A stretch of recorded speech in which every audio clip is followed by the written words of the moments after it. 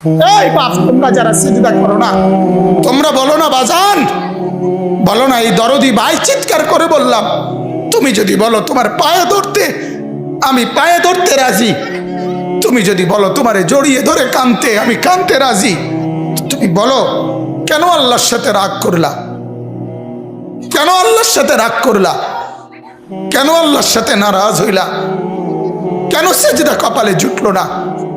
কেন মালিকের সাথে সারাদিনের এত কিছুর বিনিময়ে আল্লাহ তাআলা একটা মিস কল দিলে, 2 সেকেন্ডের একটা মিস কল দিলে বন্ধু তুমি টের পাও তোমার মোবাইলে মিস কল আসছে।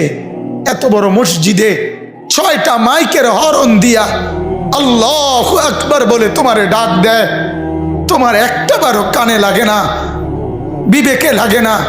তোর মতো শক্ত ডাকাত, তোর মতো পাষাণ বেটার কে হইতে পারে? বেটা কথা বলেন না কেন?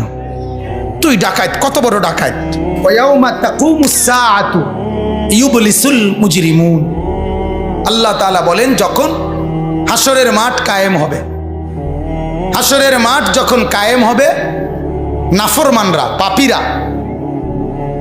সমস্ত অপরাধীরা হাসরের মাঠের দৃশ্য এক নজর চতুর্দিক দেখার পর, অবস্থাটা উপলব্ধি করার পরই ইউবলিসুল মুজরিমুন, আল্লাহ বলে সব পাপীরা একেবারে ভেবাচেকা, একেবারে এলোমেলো, অস্থির, পেরেশান হয়ে যায়। হায় এখন কি হবে? এখন কি হবে? হাসরের ময়দানে দাঁড়িয়ে দেখবে আল্লাহর নবী সাল্লাল্লাহু আলাইহি সাল্লাম বলেন 2টা কদম, শুধুমাত্র 2 পাও রাখা যায় যতটুকু জায়গা। আল্লাহ রাসূল সাল্লাল্লাহু আলাইহি সাল্লাম বলেন একজন মানুষ হাসরের ময়দানে শুধু এতটুকু জায়গায় বরাদ্দ পাবে। 1 সুতা ডানে বামে সামনে পিছনে আগ পিছ করতে পারবে না, 1 সেকেন্ডের জন্য বসতেও পারবে না।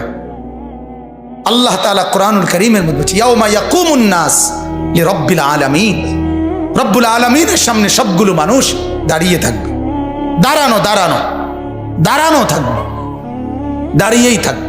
মাথার 1.5 হাত উপরে সূর্য, আল্লাহ বলবে সূর্য তোর সমস্ত তাপ আজ ছেড়ে দে, খুলে দে তোর সব তাপ। পায়ের নিচের জমিন উত্তপ্ত তামার মতো উত্তপ্ত হয়ে যাবে। এরপরে আল্লাহ পাক রব্বুল আলামিন ফেরেশতাদেরকে দিয়ে জাহান্নামকে, কোরআনের স্পষ্ট আয়াত ওয়াজিআ ইয়াউমা ইদিম বিজাহান্নাম, হাসরের ময়দানে এরকম পাশে জাহান্নামকে ফেরেশতারা টেনে আনবে। 70,000 শিকল হাদিসের মধ্যে আছে জাহান্নামের মধ্যে লাগাবে। প্রতি শিকলের মধ্যে 70,000 কড়া থাকবে। কড়া, কড়া বোঝেন তো, যেটা লাগায় লাগায় কি বানায়? শিকল বানায়। 70,000 শিকল, 70,000 কড়া প্রতি শিকলে। প্রত্যেক কড়ার মধ্যে 70,000 ফেরেশতা ধরা থাকবে। তাহলে কত কোটি ফেরেশতা? হিসাব বুঝছেন? 70,000 শিকল, 70,000 করে প্রত্যেক শিকলের কড়া, প্রত্যেক কড়ার মধ্যে ধরবে 70,000 ফেরেশতা।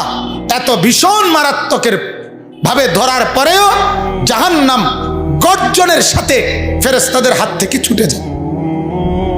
আল্লাহ তাআলা বলেন এই ভয়ঙ্কর দৃশ্য দেখার পরে গোটা হাসরের মাঠে পাপী নাফরমানরা নিরাশ হয়ে যাবে, পেরেশান হয়ে যাবে। এরপরে বলবে আল্লাহ তাআলা বলেন ওয়ালাম ইয়াকুন লাহুম মিন শুরাকাইহিম শুফাআউ। এই নাফরমান আর পাপীরা দুনিয়ার জমিনে যাকে যাকে সঙ্গী বানাইছিল, যাকে যাকে বন্ধু বানাইছিল, যার সাথে চলে চলে আল্লাহর নাফরমানি করছিল, এদের সবার দিকে তাকাবে, কিন্তু কেউ তাদের জন্য 1 বিন্দু কোনো সুপারিশ করবে।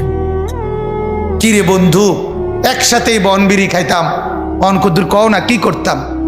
যে আমার কিছু বলার নেই, আমার কিছু বলার নেই।